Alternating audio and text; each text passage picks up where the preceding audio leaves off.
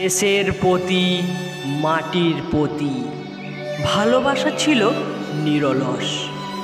দেশমাতৃকার দামাল ছেলে তুমি সুভাষচন্দ্র বোস। দেশের সকল লোকে তোমায় নেতাজি বলেই জানে। দেশের স্বাধীনতায় তোমার অবদান সবাই মানে।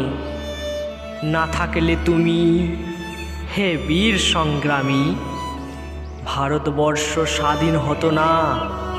তুমি তো ছড়ালে স্বাধীন চেতনা।